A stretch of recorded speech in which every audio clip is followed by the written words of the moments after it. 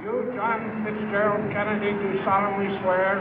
I, John Fitzgerald Kennedy, do solemnly swear. That you will faithfully execute the office of President of the United States. That I will faithfully execute the office of President of the United States. And will, to the best of your ability. And will, to the best of my ability. Preserve, protect, and defend the Constitution of the United States. Preserve, protect, and defend the Constitution of the United States. So help you God. So help me God.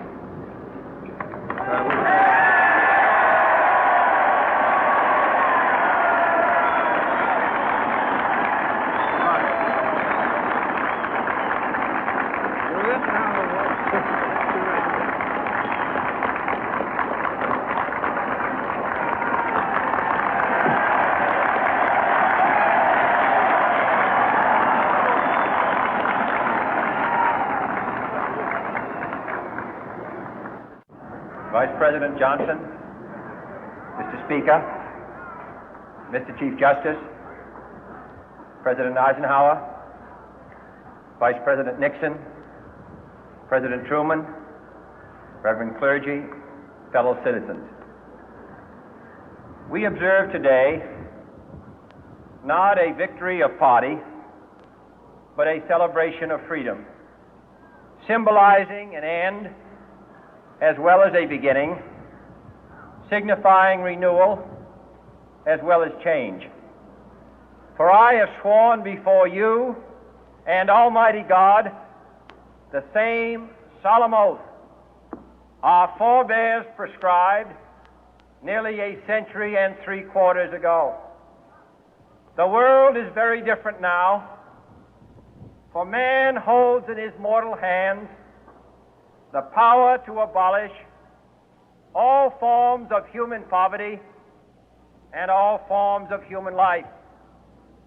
And yet the same revolutionary beliefs for which our forebears fought are still at issue around the globe. The belief that the rights of man come not from the generosity of the state, but from the hand of God. We dare not forget today that we are the heirs of that first revolution.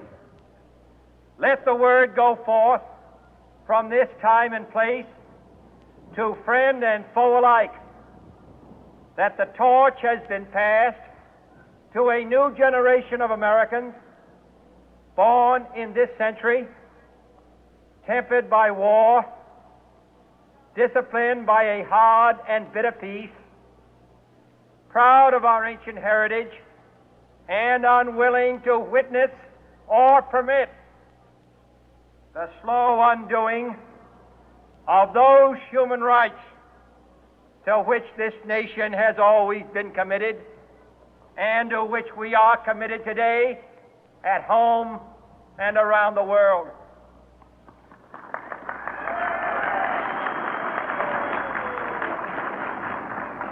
Let every nation know, whether it wishes us well or ill, that we shall pay any price, bear any burden, meet any hardship, support any friend, oppose any foe to assure the survival and the success of liberty.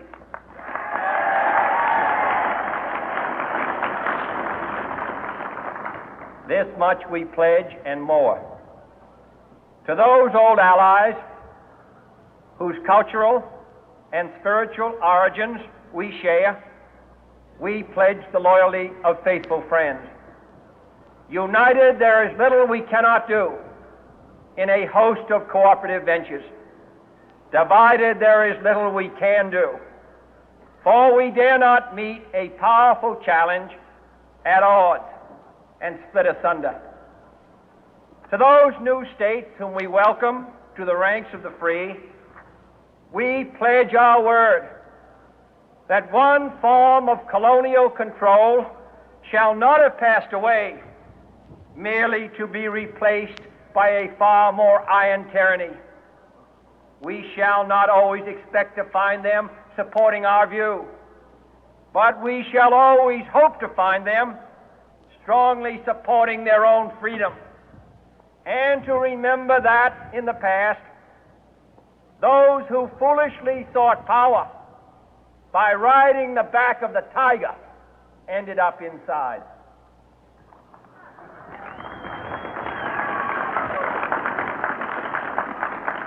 To those people in the huts and villages of half the globe struggling to break the bonds of mass misery, we pledge our best efforts to help them help themselves for whatever period is required, not because the communists may be doing it, not because we seek their votes, but because it is right.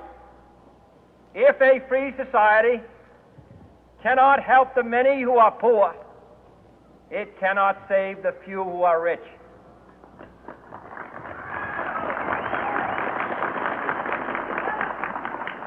To our sister republics south of our border, we offer a special pledge to convert our good words into good deeds, in a new alliance for progress, to assist free men and free governments in casting off the chains of poverty. But this peaceful revolution of hope cannot become the prey of hostile powers. Let all our neighbors know that we shall join with them to oppose aggression or subversion anywhere in the Americas. And let every other power know that this hemisphere intends to remain the master of its own house.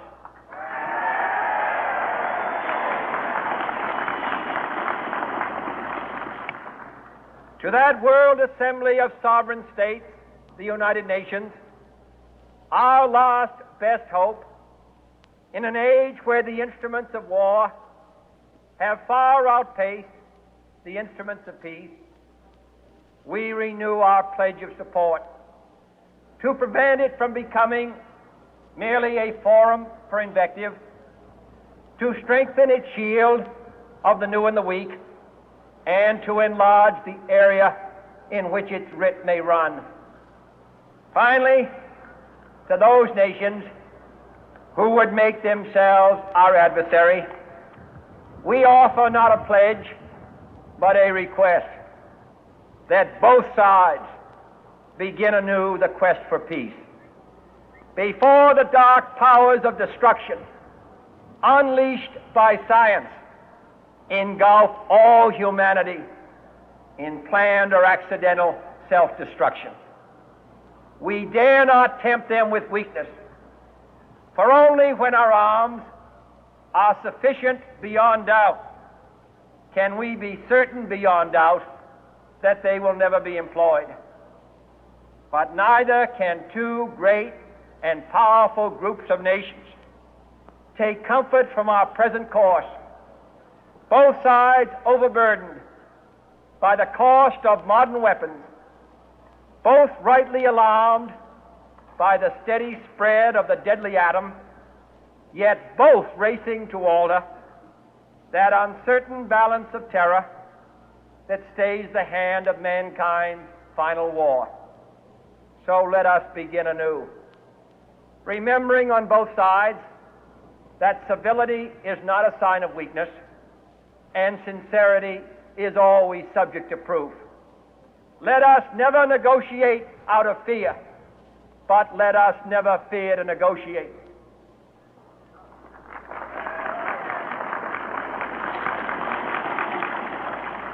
Let both sides explore what problems unite us, instead of belaboring those problems which divide us. Let both sides, for the first time, formulate serious and precise proposals for the inspection and control of arms, and bring the absolute power to destroy other nations under the absolute control of all nations.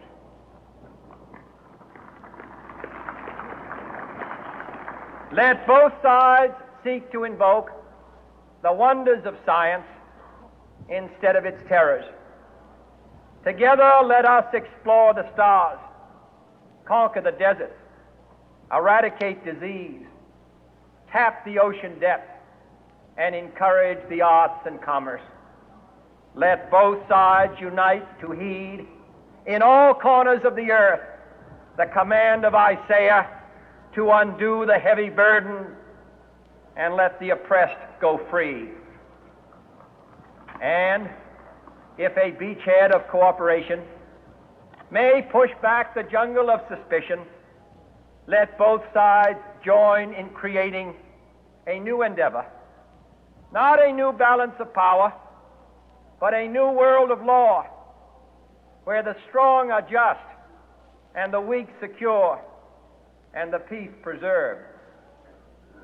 All this will not be finished in the first 100 days, nor will it be finished in the first 1,000 days, nor in the life of this administration, nor even perhaps in our lifetime on this planet. But let us begin.